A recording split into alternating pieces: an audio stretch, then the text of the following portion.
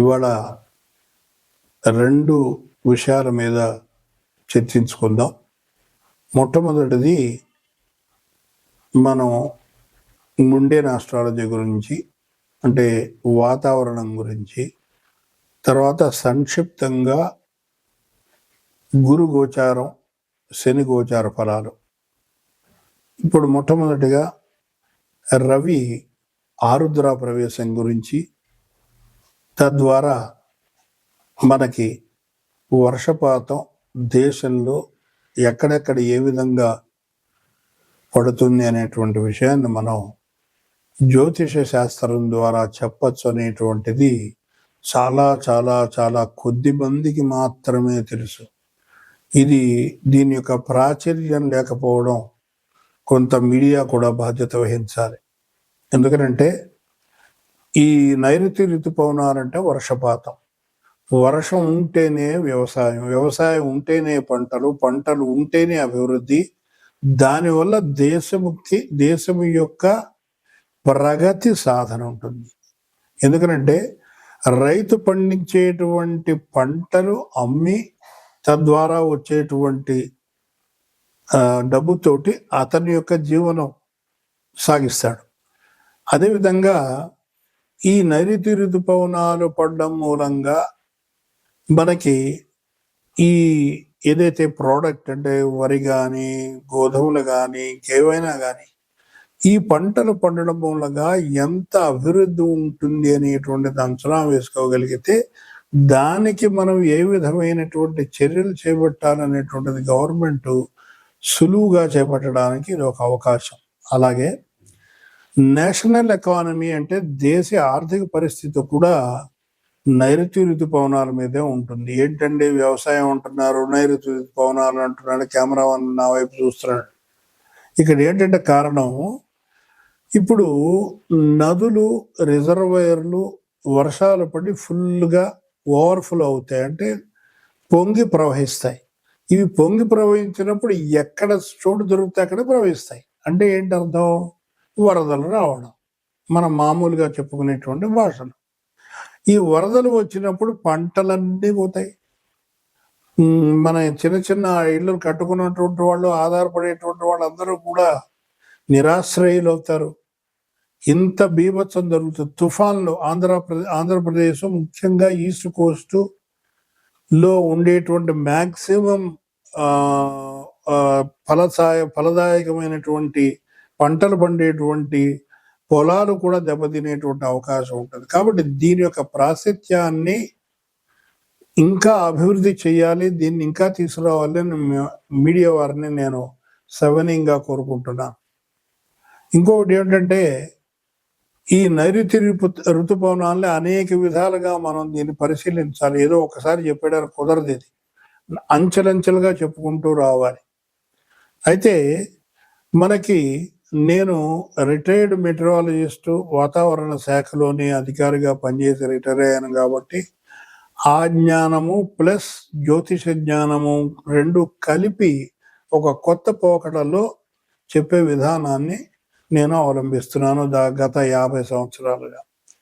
అయితే మనకు వచ్చేటువంటి రిజల్ట్స్ ఏవైతే ఉన్నాయో అత్యధికంగా మనకి వస్తుంది. ఎందుకంటే జ్యోతిష్ శాస్త్రంలో మొట్టమొదటిగా ప్రెడిక్టివ్ పార్ట్లో 100% రిజల్ట్ ఇచ్చేది ఒక్క మేదిని జ్యోతిష్యం మాత్రమే. మిగతాది ఎందుకనంటే పుట్టినటువంటి సమయం కరెక్ట్గా ఉండదు. కాబట్టి ఎట్టి పరిస్థితుల్లో ఏదో మనం అంచనా చేసి చెప్తాం, అదొక 50%, 60% కరెక్ట్ అవుతుంది తప్ప ఇది మాత్రం అలా ఉండదు. ఎందుకంటే ప్రకృతి పంచభూతాత్మకం. అగ్ని, గాలి, జలం, ఆకాశం, భూమి. సో ఈ పంచభూతాల మధ్యనే మొత్తం ప్రపంచం అంతా కూడా ఉన్నది. ఈ పంచభూతాల యొక్క దినచర్య నుండి ఇంకేదన్నా అనండి, దాని మూలంగానే ఈ యొక్క వర్షపాతం కానీ, లేకపోతే తుఫాన్లు కానీ, లేకపోతే భూకంపాలు కానీ, వరదలు కానీ, తుఫాన్లు కానీ, ఇవన్నీ కూడా మనం ముందరగానే అంచనా వేసేటువంటి చక్కటి జ్ఞానాన్ని మనకు ఋషులు ఏనాడో ఇచ్చారు. దీనికి ఏమిటంటే సరి అయినటువంటి పోషణ లేక దీని మీద బతికేటువంటి జ్యోతిష్యులు ఎవరైతే ఉన్నారో వాళ్ళు దీన్ని పక్కన వదిలేసి వాళ్ళ జీవన భృతి కోసం మామూలు జ్యోతిష్యం మీద రావడం జరిగింది. కానీ ఒక జ్యోతిషవేత్తగా, ఒక మెటీరియాలజిస్ట్గా దీనికి ఉన్నటువంటి వెయిటేజీ ఇంకా దేనికి లేదని సవినయంగా నేను మీ ఛానల్ వారికి, అన్ని ఛానల్ వాళ్ళకి కూడా చెప్పుకుంటున్నాను. ఇకపోతే మొన్నను 22 జూన్ మధ్యాహ్నం 2:49 రవి ఆరుద్ర ప్రవేశం చేశాడు. తత్కాల లగ్నం వాయుతత్వ లగ్నం అయినటువంటి తుల, 5ంట రాహువు, అలాగే 6ంట శని, తర్వాత వరుణుడు అంటే నెప్ట్యూన్, వీళ్ళిద్దరూ కలిసి యుతి చెంది ఉన్నారు. అలాగే 7వ భావంలో చంద్ర శుక్రులు యుతి చెంది ఉన్నారు. ఇది అగ్నితత్వ రాశి. తర్వాత యురానస్ అంటే ఇంద్రుడు, ఈ ఇంద్రుడు భూతత్వ రాశిలో ఉన్నాడు. నెక్స్ట్ రవి, బుధ, గురు, ఈ ముగ్గురు వాయుతత్వ రాశి అయినటువంటి మిథునంలో ఉన్నారు. సో ఈ వాయుతత్వ రాశిలో ఈ ముగ్గురు ఉన్నారు కాబట్టి బుధుడు మన మెటీరియాలజీకి కారకుడు. అంటే వాతావరణం మొత్తం అంతా కంట్రోల్ ఆయనే. అసలు మెటీరియాలజీ అంటేనే బుధుడు. అలాగే కుజకేతువులు సింహంలో ఉన్నారు. ఇప్పుడు మనం చూసుకున్నట్టయితే వర్షం అంటే నీరు, నీరు అంటే మనం అవి 2 పదార్థాలు, 2 వాయువులు కలిస్తే ఏర్పడుతుంది. ఇలాగా hydrogen plus oxygen is equal to water, నీరు. అంటే ఈ ఆక్సిజను హైడ్రోజన్ 2 కలవడానికి, కలిసి నీరుగా ఏర్పడడానికి కొంత శక్తి ప్రకృతిలోంచి వస్తుంది. ఆ ప్రకృతి నీరుగా మారుతోంది. ఈ విధంగా నీరు మనకి వర్ష రూపంలో వస్తుంది. సరే, ఇప్పుడు ఆలోచించుకున్నట్టయితే ఇక్కడ ప్రాణప్రదాత నిరంతరము మనకి ప్రత్యక్ష సాక్షి అయినటువంటి సూర్య భగవానుడు భూతలం మీద ఉండేటువంటి నీటి ఆవిరంతా కూడా ఆకాశంలోకి తీసుకుపోయి దానిని వర్ష రూపంలో తీసుకొస్తున్నాడు. అయితే ఈయన చేసేటువంటి కర్మఫలం అనేటువంటిది బాగుంది. ఎందుకంటే ఆయన నిత్యం, ఆయన దైవజ్ఞుడు కాబట్టి, దైవుడే కాబట్టి, మనం నిత్యం ఆయన ఆరాధిస్తున్నాం కాబట్టి ఆయన మనకి మంచే చేస్తాడు, అందులో సందేహమే లేదు. అలాగనే సమయం అంటేనే రవి అంటేనే సమయం. ఇక్కడ మనం చూడవలసింది ఏమిటంటే ముఖ్యంగా జలగ్రహాలు, జలతత్వ రాశులు చాలా ఇంపార్టెంట్ రోల్ ప్లే చేస్తాయి. ఇక్కడ మనం చూసినట్టయితే రవి ఆరుద్ర ప్రవేశం నాడు జల్లులు పడ్డాయి. పెద్ద వర్షమేం ఓవర్గా పడలేదు. ఒకవేళ పడి ఉంటే సముద్ర తీర ప్రాంతాల్లో పడి ఉండొచ్చు. మద్రాసు, తర్వాత కేరళ, తదితర ప్రాంతాల్లో.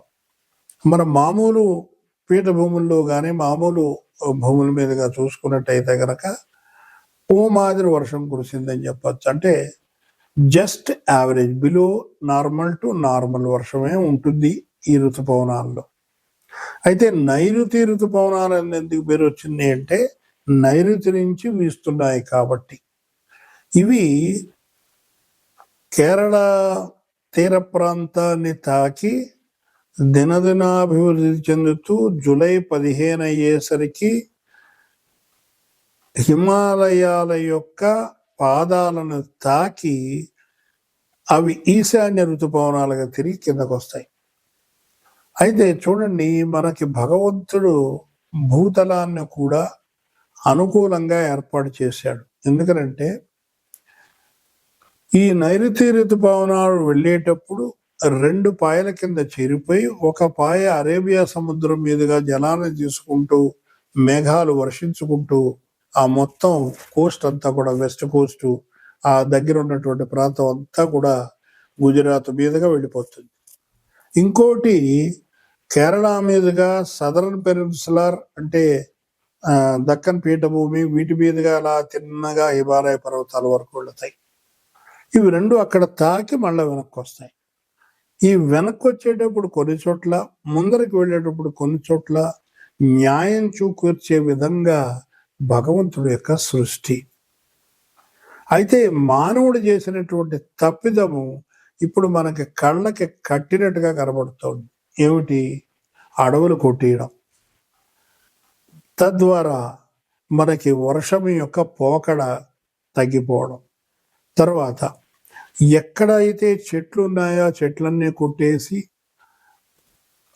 30 అంతస్తులు 40 అంతస్తులు భవనాన్ని నిర్మించి భూమి లోపల ఉన్నటువంటి నీరుని అంతటినీ కూడా తోడేసి మన ఉపయోగం కోసం వాడుకుంటున్నప్పుడు మనకు ప్రకృతి ఇచ్చినటువంటి సంపదని నాశనం చేసినట్ట కాదా? ఇప్పుడు ఇంతకంటే ఘోరమైనటువంటి పరిస్థితి రాబోతుంది ఇక త్వరలో. ఇక్కడ మనం చూసింది ఏంటి ఆలోచిస్తే గనక జూన్లో బ్రహ్మాండమైన వర్షం కొట్టి ఈ పాటికి మంచి ఎరువక అయ్యి మంచి ఫలసాయం మీద ఉండాలి. కానీ కొన్ని చోట్ల పడ్డది, కొన్ని చోట్ల ఎక్కువగా పడ్డది, కొన్ని చోట్ల అసలు పడలా. ఇప్పుడు మనం ఇక్కడ ఆలోచించినట్టయితే పంచమం ఎప్పుడు గర్భస్థానము అంటే పుత్రస్థానము అంటే నీరు. అక్కడ కుజుడు కేతు ఇద్దరు కలిశారు కాబట్టి మేఘబాల గర్భం అనేటువంటిది అది ముక్కలైంది అని చెప్పచ్చు. అంటే అర్థం ఏమిటనమాట, ఇక్కడ అబార్షన్ అనేటువంటి పదాన్ని ఉపయోగిస్తాం. ఇక్కడ మీనింగ్ ఏమిటంటే ఏదైతే మాస్ ఉందో ఆ మాసు ముక్కలైపోయి ఏవో కొన్ని మేఘాలు మాత్రమే గాలికి నెట్టబడి వర్ష రూపంలో కొన్ని చోట్ల పడుతున్నాయి. ఇక్కడ ముఖ్యంగా చూస్తే అగ్నితత్వ రాశిలో ఉన్నారు కుజుడు కేతు. కుజుడేమో కేతువు నక్షత్రంలో, కేతువేమో రవి నక్షత్రంలో, రవి వాయుతత్వమైనటువంటి మిథునంలో బుధుడితోటి అలాగే విస్తృత కారకుడైనటువంటి గురువుతోటి వాయుతత్వ రాశిలో ఉండడం మూలంగా విస్తృతమైనటువంటి గాళ్ళు వీచాయి. అది మీరు ప్రతి చోట అడిగి తెలుసుకోవచ్చు. దీన్ని మేము ముందరే పరిశీలించి దీని మీద వ్యాసాలు రాయడం, రీసెర్చ్ చేయడం జరిగింది. అయితే దీని యొక్క సమసప్తక దృష్టి అగ్నితత్వ రాశి అయినటువంటి ధనస్సు మీద ఉండడం మూలంగా కొన్ని చోట్ల ఉష్ణోగ్రతలు ఎక్కువగా ఉండడం, కొన్ని చోట్ల వర్షాలు చల్లగా అలాగా వేరియేషన్స్. ఇది ఒక్క జ్యోతిష్ శాస్త్రం ద్వారా చెప్పగలుగుతావు తప్ప మీకు ఏ మోడల్స్లోనూ రాదు. వచ్చిన తర్వాత మనం ఏదో చెప్తాం తప్పించి ఒక్క జ్యోతిష్ శాస్త్రంలోనే ఇంత చక్కగా ఖచ్చితంగా చెప్పచ్చు. ఇకపోతే ఈ పంచభూతాల్లో వాయువు యొక్క డామినేషన్ ఎక్కువైంది. ఎందుకని అంటే ప్రధాన గ్రహాలైనటువంటి రవి,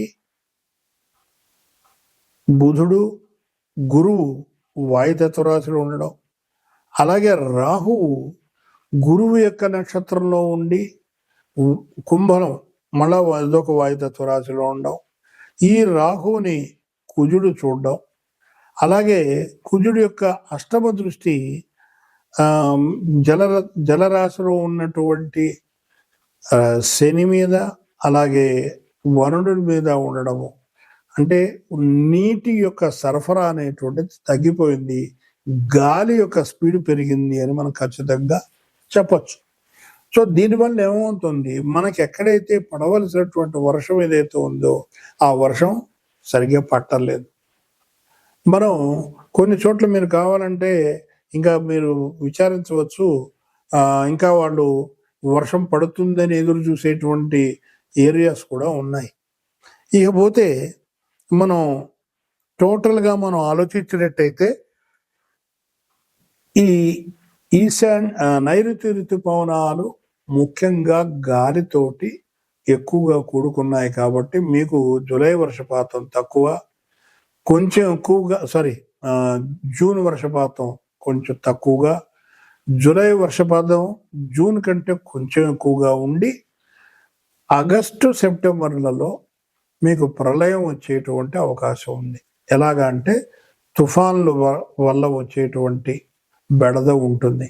అలాగే భూకంపాలు అది కూడా సునామీ లాంటిది కూడా వచ్చేటువంటి అవకాశం ఉంటుంది. దీని గురించి రాబోయే ఎప్పుడైనా ఎపిసోడ్లో మనం మాట్లాడుకోవచ్చు. ఈ ఎపిసోడ్లో మనం గురువు యొక్క సంచారం 12 రాశులకి ఏ విధమైనటువంటి ఫలితాలు ఉంటాయి అనేటువంటిది సంక్షిప్తంగా మనం చెప్పుకునే ప్రయత్నం చేద్దాం. అయితే సాధారణంగా ఏం చెప్తారంటే గోచారం అనేటువంటిది చంద్రుడి నుంచి చూడాలి అనేటువంటి పాయింట్. అంటే చంద్రుడు అని ఎందుకు చెప్పారు అంటే రాశి కాబట్టి. చంద్రుడు ఉండి ఏ రాశిలో చంద్రుడు ఉంటే అది జన్మరాశి అవుతుంది. లగ్నం అనేటువంటిది కొంచెం కష్టతరమైనటువంటిది కాబట్టి ఇది ఫిక్స్డ్. నా రాశి మేషరాశి, ఆయన ఇంకొక ఆయన వృషభ రాశి. కాబట్టి ఈ గోచార ఫలాలు అనేటువంటిది మనం చెప్పడానికి వీలవుతుంది. అయితే ఇక్కడ ముఖ్యంగా చెప్పుకోదగ్గ విషయం ఏంటంటే గురువు యొక్క సంచారం ఒక్కొక్క రాశిలో ఒక సంవత్సర కాలం ఉంటుంది. అయితే సంవత్సర కాలం అంతా కూడా మీరు 12 రాసుల వాళ్ళకి చెడు కానీ మంచి జరుగుతుందా? నో, అలా జరగదు. ఆ వ్యక్తికి ఆ గ్రహానికి సంబంధించినటువంటి దశ భుక్తి అంతర సూక్ష్మ ప్రాణదశలు జరుగుతూ ఉన్నప్పుడు మాత్రమే జరుగుతుంది. అప్పుడు కూడా చంద్రుడు అలాగే రవి యొక్క గోచారం కూడా చూసుకోవాలి. ఇది కట్టుదిట్టమైనటువంటి ఒక గోచార నియమం. ఇక మనం ఇవాళ మాట్లాడుకున్నట్టయితే మనం చెప్పేది ఇది ఒక సూచన మాత్రమే. నేనేదో భయపడిపోయి ఏదో చేసేస్తారు అలాంటివి ఏమి మీరు భయపడక్కర్లేదు. మీకు ఏదన్నా ఉంటే కూడా సంక్షిప్తంగా ఏం చేయాలో కూడా దానికి నేను ఆ రాశుల వాళ్ళకు కూడా చెప్పేస్తాను. కాబట్టి అది చేసుకుంటే సరిపోతుంది. మకర రాశి. మకర రాశికి తృతీయ వ్యయాధిపతి మకరాత షష్టమంలో ఉన్నాడు. అంటే ఈ వ్యక్తికి కొంత ఆరోగ్య సంబంధమైనటువంటి ఇబ్బందులు కలిగేటువంటి అవకాశం కనబడుతుంది. అంటే ముఖ్యంగా జీర్ణకోశానికి సంబంధించి కానీ, బ్రెయిన్కి సంబంధించి కానీ, లేదా శ్వాసకోశానికి సంబంధించి కానీ ఇబ్బంది వచ్చేటువంటి అవకాశం ఉంటుంది. కాబట్టి వీళ్ళు ఏం చేయాలి అంటే గురువు యొక్క హోమం చేయించండి. నవగ్రహ హోమ శాంతి, అలాగే మృత్యుంజయ హోమం చేయించుకుంటే చాలా మంచిది. అయితే తృతీయ వ్యయాధిపతి షష్టమంలో ఉన్నాడు కాబట్టి ఈ వ్యక్తికి బ్యాంకింగ్ సెక్టర్లో వీళ్ళకి ఉద్యోగం ఎవరైనా అప్లై చేసి ఉంటే వాళ్ళకి సంవత్సరం గురువు ద్వారా ఆ యొక్క బ్లెస్సింగ్ కనబడుతోంది. సో అంటే మనం ఇక్కడ ఆలోచించవలసినటువంటి ఇంకో విషయం ఏమిటంటే గురువు విషయంలో మనం ఈ మధుమేహము, డయాబెటీస్ ఏదైతే చెప్తున్నామో మనం అది వచ్చేటువంటి అవకాశం ఎందుకు ఉంటుంది అంటే ఓవర్ హీటింగ్ వల్ల, అధికంగా తిరగడం మూలంగా, సమయం పాటించకుండా తిరగడం మూలంగా. వీటిని కాలనియమాన్ని ఎవరైతే పాటిస్తారో వాళ్ళు ఎప్పుడు కూడా ఆరోగ్యంగానే ఉంటారు. కాబట్టి ఈ వచ్చినటువంటి దాన్ని పోగొట్టాలి అంటే మనం కొంత సాక్రిఫైజు ఆహార విషయంలో తీసుకున్నట్టయితే ఇప్పుడు ఏదైతే డయాబెటీస్ ఏ ఛానల్ చూసినా, ఫేస్బుక్లు చూసినా విపరీతంగా దాని గురించి ప్రచారం జరిగిపోతుంది. అంత భయపడిపోయేటువంటి స్థితి ఏమీ ఉండదు. కాబట్టి మీరు ఆలోచించాలి, మనం ఏం చేస్తే మన శరీరము ఓకే అంటుంది, మనం ఏది తినడం మూలంగా మన శరీరంలోంచి బయటికి పంపించేస్తుంది అని భగవంతుడు మానవుడికి ఇచ్చినటువంటి బ్రహ్మాండమైనటువంటి అస్త్రం. అది మనం ఉపయోగించుకొని మనందరం కూడా లబ్ధిని పొంది ఆరోగ్యవంతులుగా ఉందాం.